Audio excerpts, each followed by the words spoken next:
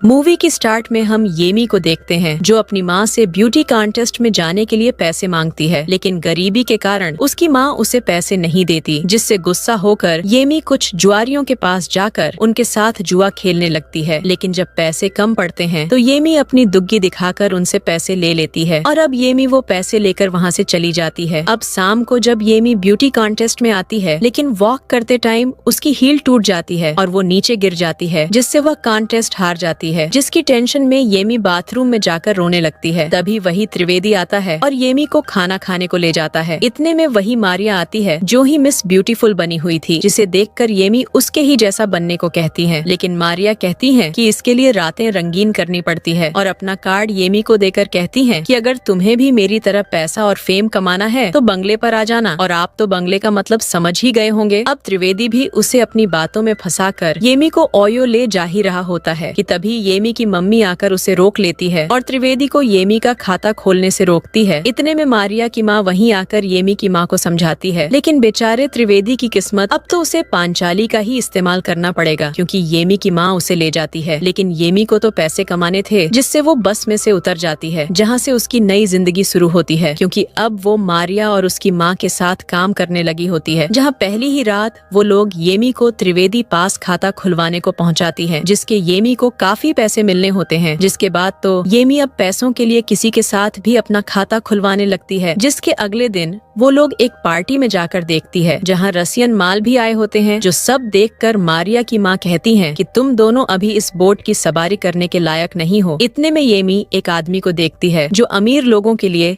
लड़कियां प्रोवाइड करवाता है। अब अगले सीन में त्रिवेदी येमी का खाता खोल रहा होता है, जिसका वो वीडियो भी बना रहा था, जिसके बारे में येमी को कुछ नहीं बताता। अब एक क्लब में येमी उसी लड़के को देखकर उसके ही पीछे पीछे जाती है और अब तक जितना भी येमी ने कमाया था वो उस लड़के के साथ जुआ खेलने में लगा देती है और एक रात के लिए मारिया के भी उस लड़के, जिसका नाम सेम होता है, उसके साथ हार जाती है। दरअसल येमी सेम से नजदीकियां बढ़ाने के लिए ऐसा कर रही होती है। अगले दिन मारिया सेम से खाता खुलवाकर बड़ी खुश होती है। अब जब वो सेम से मिलती है, जो मारिया की माँ उसे अपनी बजाने का ऑफर देती है, लेकिन जब रसियन है तो देसी को क्या देखना। जिसके बाद सेम येमी से कहता है कि अगर तुम मेरे साथ काम करना चाहती हो तो खाता खुलवाने के लिए मेरे पास लड़कियां लाओ, और सेम चला जाता है। अब ये तीनों लड़कियों का जुगाड़ कर ही रही थी कि तभी वही येमी की माँ आ जाती है और यहाँ ये लड़कियां भी येमी को मना कर देती हैं। जिसके बाद येमी अपनी माँ को समझाती है, लेकिन उसकी माँ बच्ची थोड़ी ही है जो इतना सब कुछ देखकर भी न समझ पाए, और वो येमी से गुस्सा होकर उसे छोड़कर चली जाती है, जिससे येमी भी दुखी होती है, जो अपना सारा दुख मारिया के साथ बांटती है और कहती है कि अब तो खाता खुलवाने ही हाथ में रह गया है। जिसके अगले सीन में येमी ने 7-8 लड़कियों का जुगाड़ कर लिया था, जिसमें एक नासमझ लड़की भी होती है, जिन सबको लेकर येमी अड्डे पर पहुंच जाती है, जहां सेम सबको वहां के नियम समझता है कि कोई भी केला समझकर किसी का सामान कतर मत देना। जिसके बाद इन सबको नए बिस्तर दिए जाते हैं, जिससे वो सब बड़ी खुश होती है, लेकिन केमली दुखी होती है, जिसे येमी समझाती है कि बॉयफ्रेंड को फ्री में देने से अच्छा है कि यहाँ कुछ पैसे ही मिलेंगे। जो सब सुनकर केमली भी मान जाती है। अब सभी लड़कियाँ ठुकाई अड्डे पर जाती हैं, जहाँ सेंटिनो अपने 2 और भाइयों को लेकर आया होता है, जो पार्टी के बाद इन सभी लड़कियों का खाता भी खोलते हैं। वही सेंटिनो केमली को बजा रहा होता है। अगले दिन सेम और येमी को बात करते हुए देखकर मारिया की माँ मारिया को लेकर सेंटिनो के पास जाती है और उसे मारिया को बजाने को कहती है, जो कि नियम के खिलाफ होता है कि लड़की आगे से किसी क्लाइंट को देने की बात नहीं करेगी। जिन दोनों की गलती पर सेम येमी को आगे से ऐसा न होने को कहता है। इसके बाद येमी को सेंटिनो अपनी कार में बैठाकर उसे गिफ्ट देता है और मारिया और उसकी माँ को मना करके 50 और लड़कियों का जुगाड़ करने को कहता है। जिसके बाद बिना टाइम खराब करे येमी और मारिया लड़कियों का जुगाड़ करने लगती है, लेकिन तभी येमी इस लड़के को देखकर उसे दुग्गी बजवाने की सोचती है और राजू को भी दुग्गी बजाना चाहता था, जिससे वो येमी को अपने घर ले जाता है। लेकिन बातों बातों में ज्यादा मैसेज आने से राजू का पापा समझ जाता है कि ये बजवाने वालों में से है, इसीलिए वो येमी को अपने घर से जाने को कहता है। अगले सीन में येमी और मारिया 50 लड़कियों का जुगाड़ करके उन्हें अपने अड्डे पर ले जाने लगती है, जहाँ जाकर लड़कियां मजा कर रही थीं। तभी सेम आकर बड़े तरबूज वाली लड़कियों को लेकर मिस्टर जे के पास ले जाता है, जहाँ मिस्टर जे उन सारी लड़कियों से